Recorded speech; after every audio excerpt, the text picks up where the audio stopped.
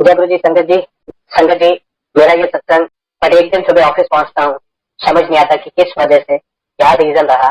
मेरे हाथ में मेरा एचआर डिपार्टमेंट पिंक स्लिप पकड़ा देता है, कहते हैं आपके पास 1 घंटे का टाइम है, कंपनी को आपकी सर्विसेज नहीं चाहिए। मैं पूछता हूँ कि सर गलती क्या है, किसी हम नहीं जानते, मैनेजमेंट का ऑर्डर है। मैं क्या कोई गलती, मैंने कुछ गलत काम किया, कोई घपला किया, हमें नहीं पता। मैं समझ गया कि ये मैनेजमेंट चेंज हुई है और पुराने लोगों को नहीं रखना चाहती। काफी लोगों के साथ कर चुकी थी, but I was a star performer, तो उम्मीद थी कि शायद मेरे साथ ऐसा नहीं हो, बट हुआ। संगत जी, कुछ दिन के बाद जिंदगी ने एक ऐसा यू टर्न लिया कि ये नहीं समझ आया कि राइट जाऊं, लेफ्ट जाऊं, स्ट्रेट जाऊं, बैक जाऊं या दुनिया छोड़ूं। और ये कॉन्टिन्यूसली संगत जी, 1 साल नहीं, 2 साल नहीं, 3 साल नहीं, 4 साल नहीं, 4.5 पौने 5 साल तक मेरा बैक वेट चला। मैं अपने बारे में संगत जी थोड़ा सा बताता हूँ कि 2014 में एक अग्रेसिव नेचर थी, एटीट्यूड बहुत ज्यादा था, ईगो प्रॉब्लम भी थी। धीरे धीरे धीरे धीरे धीरे धीरे ये सारी चीजें कम होती चली गई। गुस्सा खत्म हो गया, एटीट्यूड खत्म हो गया, ईगो खत्म हो गया। आज मेरे को 29 साल हो गए जॉब करते हुए, जिसमें से 27 साल मेरे सिर्फ रियल एस्टेट में ही रहे। अच्छा पैसा जोड़ा था, अच्छा गोल्ड बनाया था अपनी आंटी के लिए। इन 4 साढ़े 4 साल में वो पैसा खत्म, वो गोल्ड खत्म, सेविंग्स खत्म, एफडी खत्म, सब कुछ खत्म हो गया। मेरे को आज या पहले भी मेरे कुलीग्स, मेरे फ्रेंड, प्रोफेशनल रियल एस्टेट का वेटरन कहते हैं। पसंद का आलम ये था कि मैंने छोटी से छोटी और बड़ी से बड़ी कंपनियों में उन 5 सालों में ज्यादा नहीं तो 500 इंटरव्यू दिए होंगे। और कमाल की बात ये कि पहला इंटरव्यू होता था, ये होता था सब कुछ ओके हो गया, 2 दिन बाद शायद नौकरी पे बैठे हो, 2 दिन बाद या तो उस कंपनी में आईटी की रेट पड़ जाती थी या किसी की डेथ हो जाती थी, या जो छोड़ के गया होता था जिसकी जगह मेरे को रखे थे वो वापस आ जाता है। मतलब समहाउ कहीं कुछ बात नहीं बन रही। और उन 4 साढ़े 4 5 सालों में संजय जी मैंने कोई गुरुद्वारा, मस्जिद, मंदिर, गिरजाघर, क्या अजमेर शरीफ, क्या नैना देवी, चामुंडा देवी, कोई ऐसी देवी जहां मैंने जाके मथा नहीं टेका। आलम ये हो गया था संजय जी कि बच्चों की स्कूल की फीस देने के लिए भी पैसे नहीं रह गए। ऊपर से आलम ये कि इस महीने तो घर चल गया, अगले महीने कैसे। हर दिन एक नई प्रॉब्लम सामने खड़ी हो जाती। बट शुक्राना उस वाले का कि खड़ी जरूर होती थी लेकिन खत्म भी हो जाती। कैसे खत्म होती थी वो मुझे आज तक नहीं पता। कौन आता था फरिश्ता बन के, कौन कैसे क्या करता था, समझ नहीं था। शुक्राना उन सब लोगों का भी जिसने उस बुरे वक्त में मेरा साथ दिया, और शुक्राना उन सब का भी जिन्होंने साथ नहीं दिया, क्योंकि शायद उनकी वजह से मैं बहुत मजबूत हो गया, दिल से और दिमाग से दोनों। बच्चे जाते थे साथ में, कभी घूमने चले गए, शॉपिंग मॉल चले गए कि चलो थोड़ा घूम आते, बच्चों के लिए चेंज हो जाएगा।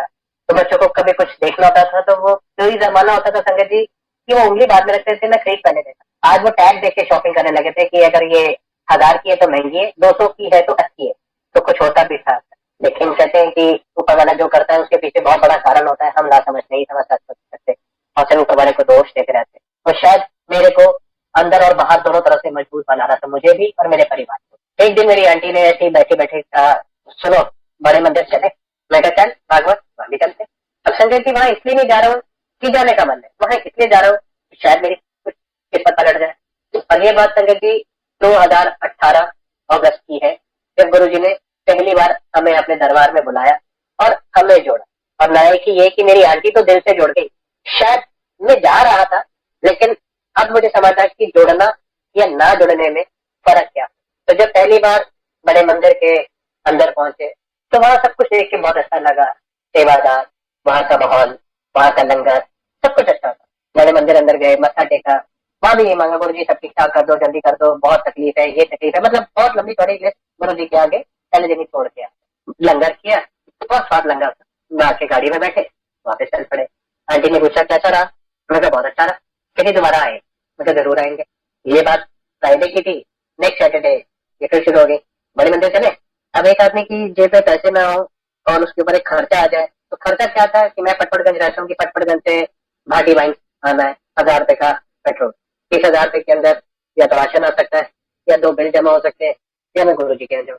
तो सच बताऊं गुरु जी से क्या छुपा है, कुछ छुपा हो ही नहीं सकता उनसे। तो मैंने कहा अच्छा चल इसका मन है, चलते। हम फिर गाड़ी में बैठे, बड़े मंदिर की तरफ रवाना हो गए।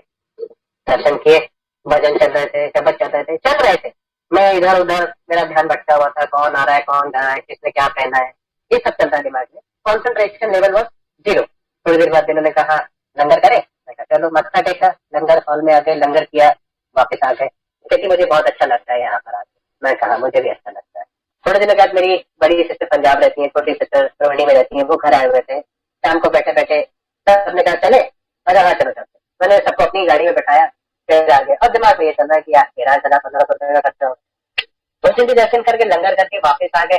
चलता रहा ये सारा सिस्टम 2 ढाई 3 महीने चलता रहा।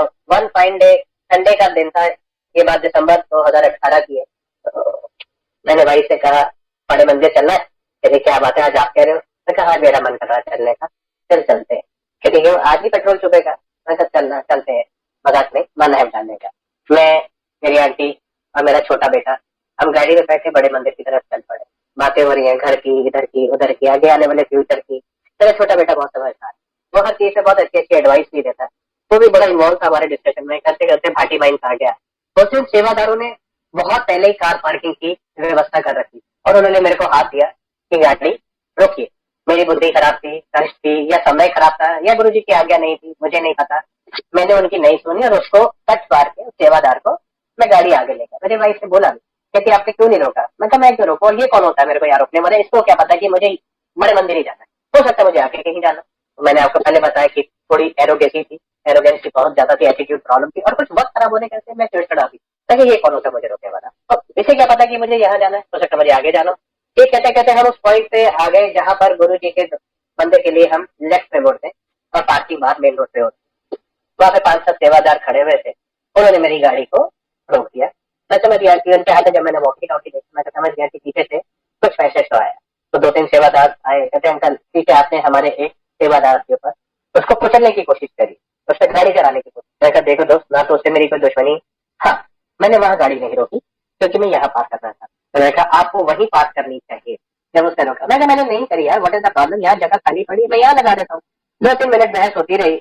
इतने में एक 22-23 साल का पतला दुबला सा एक सेवादार लड़का भीड़ को चीरता हुआ मेरे पास आया। मैं गाड़ी में अंदर ही बैठा था, उतरा नहीं।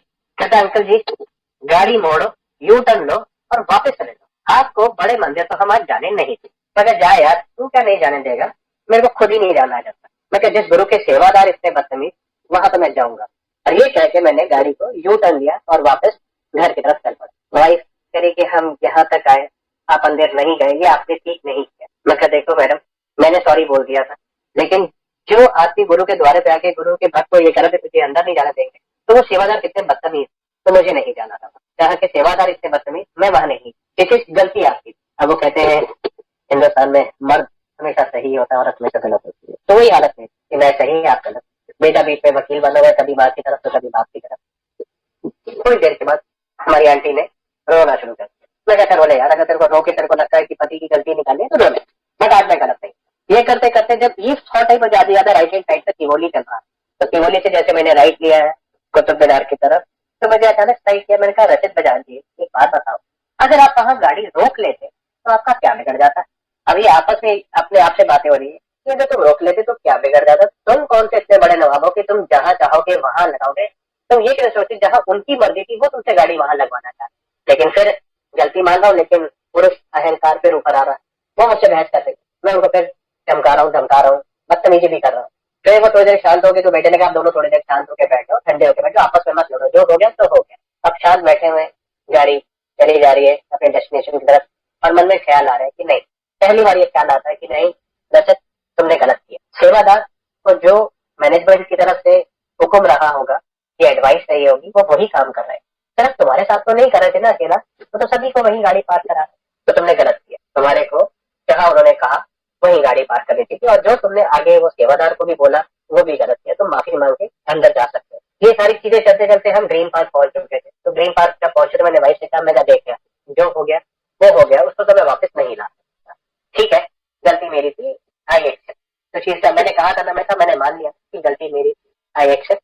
तो मैंने कहा वहां तो आज नहीं जाऊंगा, क्योंकि गया सामने कोई पड़ गया तो मैं थोड़ा सा बदतमीज हूँ, मुझसे ही फिर से कोई गलती हो जाएगी। तो आज का दिन रहने, आज हम बंगला साहब जाके आज मत्था टेके, फिर देर वहीं बैठे शब्द संगत जी बंगला साहब पहुंचे।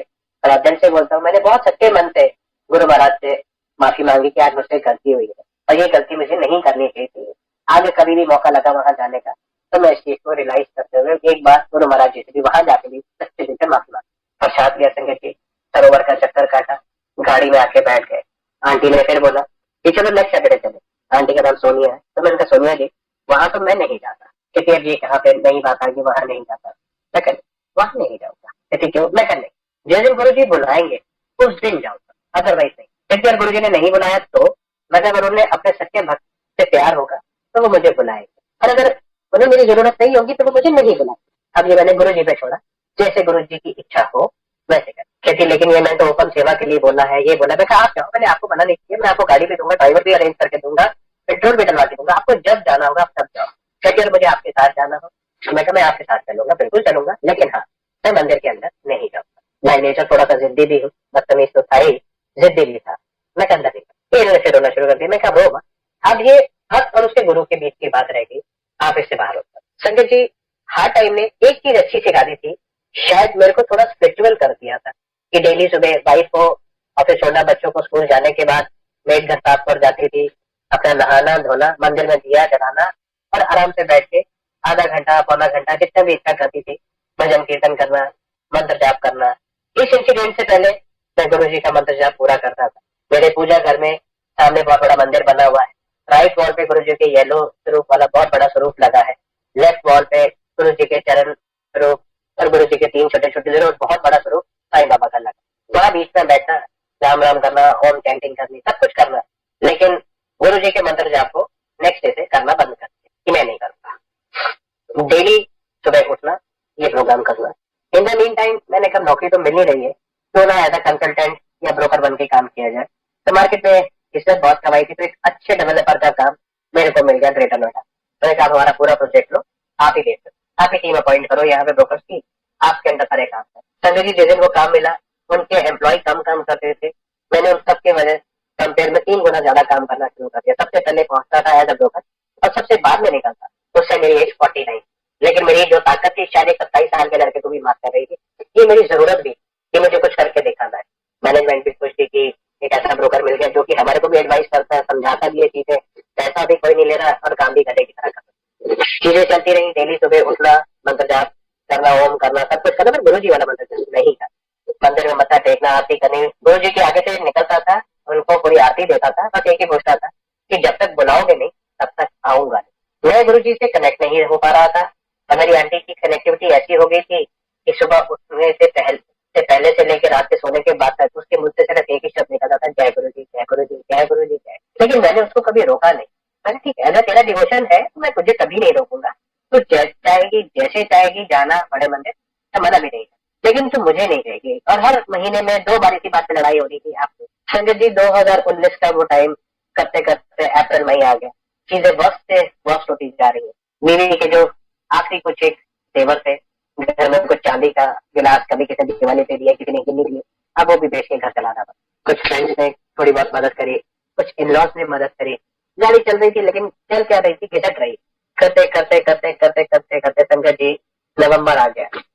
जिस प्रोजेक्ट को लिया था उस प्रोजेक्ट में काम तो बहुत कर दिया था, लेकिन जो ओनर था वो पैसे नहीं रिलीज कर रहा था। आज करते हैं, इतनी पेमेंट करा दो तो करते हैं, इतनी पेमेंट कर दो, ये काम करा दो तो करते हैं, ऐसा करा दो तो करते हैं। ठीक है, काम करते जा रहे थे, काम करते जा रहे थे। मुझे वो दिन याद है संजय जी, 3 दिसंबर का दिन था, ठंड उस दिन कुछ ज्यादा ही थी। मैं उठा, पूजा करी, एज यूजुअल सारे स्वरूप को गुरु जी की आरती दी, और जब उनके येलो चोले वाले बड़े स्वरूप के सामने पहुंचा तो फिर पहली बार ये नहीं कहा कि जब तक नहीं बुलाओगे तब तक नहीं आऊंगा। उस दिन पहली बार मुंह से निकला, बुलाना नहीं है क्या, ठान के बैठे हो कि नहीं बुलाओगे मेरे को। और उस दिन पहली बार शायद शब्द भी दिल से निकले थे, जबान से नहीं, दिल से निकले थे। तो एक आवाज आती है, चल हुन आ जा। और संजय जी मेरे हाथ में आरती की थाली थी, मैं पूरा का पूरा कांप गया कि आवाज कहाँ से। फिर लगा नहीं, ये तो मन का वहम है। फिर आवाज ऐसे आती है कि चल हुन आ जा। तो मैं उनकी आंखों में देखा तो ऐसा लग रहा कि आंखें थोड़ी छोटी होगी और स्माइल बड़ी होगी। तो मैं भी उनकी तरफ देख के मुस्कुराया, आरती देखे मंदिर में रखी, उनके चरणों को हाथ लगाया। तो शुक्रवार का दिन था, शनिवार को मेरी आंटी की छुट्टी होती थी। शनिवार को मैंने उनको सुबह उठ के पहली लाइन ही जो कही, मैंने कहा आज बड़े मंदिर चलना है। और संजय जी मैंने उनको ये नहीं बताया कि गुरु जी ने मुझे बुलाया, मुझे लगा वो मेरे मन का वहम था। अब एक बच्चा जैसे लॉलीपॉप या चॉकलेट दे दो या टॉफियां दे दो, बहुत सारी खिलौने दे दो, जैसे वो पागल होते हैं ऐसी मेरी आंटी भी पागल होगी, कभी इस दरवाजे कभी उस दरवाजे। मेरा पति ठीक हो गया है, गुरु जी ने ऐसे बुद्धि दे दी है, शाम की तैयारियां शुरू हो गई, मैं ये पहनूंगी, मैं ये करूंगी, मैं वो करूंगी, मैं ऐसा करूंगी, हम जल्दी चलेंगे, हम जल्दी पहुंच जाएंगे। जैसे करा मन, आज जैसे तू कहे। संजय जी दिल से बोल रहा हूँ, जब उस दिन गाड़ी पार करी है तो पहली बार एक मन में एक ऐसी अपार शांति का अनुभव हुआ कि ये वही जगह है, नहीं ये जगह तो आज बहुत बदली है। ऐसे लग रहा है हर तरफ फूल खिले हुए हैं, आसमान में रेनबो बना हुआ है, हवाएं चल रही हैं, म्यूजिक हो रहा है, सब कुछ अच्छा अच्छा लगा। जब दरबार साहब का गेट के अंदर पैर रखा, गणपति को प्रणाम करके समाधि स्थल पे पहुंच के मत्था टेका, तो उस दिन कोई लंबी चौड़ी लिस्ट नहीं थी। दंडवत होकर गुरु जी से इतना कहा कि आज के बाद मेरे परिवार के चेहरे की खुशी आपके हवाले। अगर आप चाहते हो कि वो स्माइल करे तो भी ठीक, आप मेरी परीक्षा और लेना चाहते हो तो मेरी ले लो, लेकिन मैं परिवार को तंग नहीं करो। मेरे बच्चे परेशान हो गए हैं बहुत ज्यादा, फादर मेरे 80+ है, वो भी परेशान हो चुके, वाइफ तो मेरी बेटर हाफ है, उसकी तो मैं समझ सकता हूँ। ये कह के मत्था टेका, दरबार के बाहर बैठे शब्द चल रहे थे। पहला शब्द चला, बिन बोले सब कुछ जाना था। पहली बार शब्द सुनने का आनंद आ रहा था, मन लगा हुआ था, तन लगा हुआ था, आस्था जुड़ गई थी, डिवोशन आ गई थी। शायद किसी को कनेक्टिविटी कहते हैं गुरु जी के साथ, उन्होंने मुझे अपने साथ जोड़। लोग कहते हैं कि मैं गुरु जी से तब जोड़ा, हम कौन होते हैं जोड़ने वाले संगत जी, जिस दिन उनकी मर्जी होती है वो हमें अपने साथ जोड़। तो उस दिन मुझे लगा कि आज इन्होंने मुझे अपनी शरण में ले लिया। लंगर किया, उस लंगर में ऐसा स्वाद, जब पहले भी बहुत बार लंगर किए उस दिन टेस्ट आता था, इस बार पहले ऐसा लग रहा है कि अमृत खा रहा हूँ, छक रहा हूँ, कुछ अंदर जा रहा है तो शरीर हल्का हो रहा है और सब कुछ अच्छा अच्छा हो रहा है। जल प्रसाद ग्रहण किया, जोड़ासन से जूते पहने, बाहर मत्था टेका, उस जगह पे आगे जहाँ पे गुरु जी के स्वरूप और बाकी चीजें मिलती थी। तो मैंने उनसे कहा कि साहब मेरे को अंदर दरबार चाहिए। तो मैंने कहा आज तो नहीं है, मंडे को मिलेगा, आप अपना एड्रेस फोन नंबर लिखवा दीजिए और ये आपको सब कार्ड दे दिया, मंडे को आके। गाड़ी में बैठ के पहला सवाल वाइफ का यही था, मंडे आओगे? आप नहीं आओगे? मैंने कुछ नहीं उसको बोला, मैं कहा मंडे का मंडे को।